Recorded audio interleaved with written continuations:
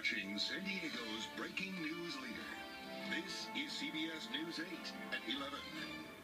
It's hard to believe, it really is hard to believe to see this business go down so quickly. Tonight, hundreds of employees at more than 24 local stores are looking at unemployment as the troubled Haggen supermarket chain announces it's bagging up and getting out of California.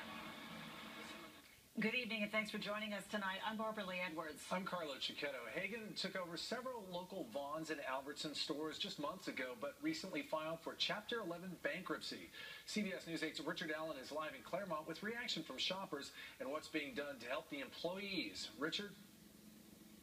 Well, Carlo and Barbara Lee, we understand that former Vons and Albertsons employees who are laid off from Haggen's will be able to be preferentially rehired at Vons and Albertsons, provided there's an open position they're qualified for, and will even be able to reclaim their seniority. Even so, these sudden closures mean that thousands throughout the Pacific Southwest will now be shopping around for a new job.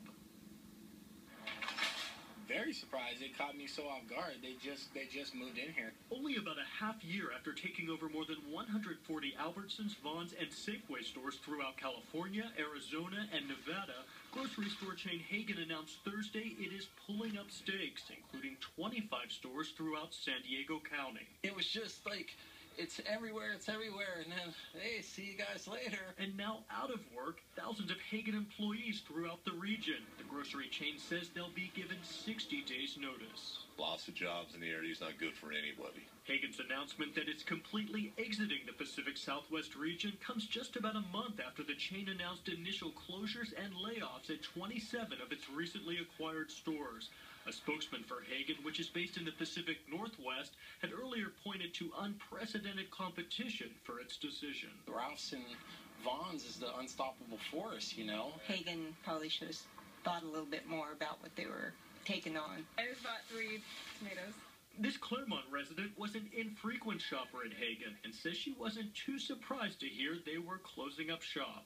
I just never really liked the way it was laid out. It kind of had like a cold, empty feeling. And with Haggen's departure, many of these buildings will now sit empty, a concern for many residents. And we have a beautiful store here that might sit vacant for who knows how long. And at this point, there is no definitive word on potential replacement for these 25 stores, which we are losing here in San Diego County. A spokesman for Haggen tonight says they do plan to keep 37 of their stores in Washington and in Oregon, which are performing well. Carlo? Thank you, Richard. Haggen filed for bankruptcy protection earlier this month, saying it had received more than $215 million from its lenders to keep its operations running for the time being. A 67-year-old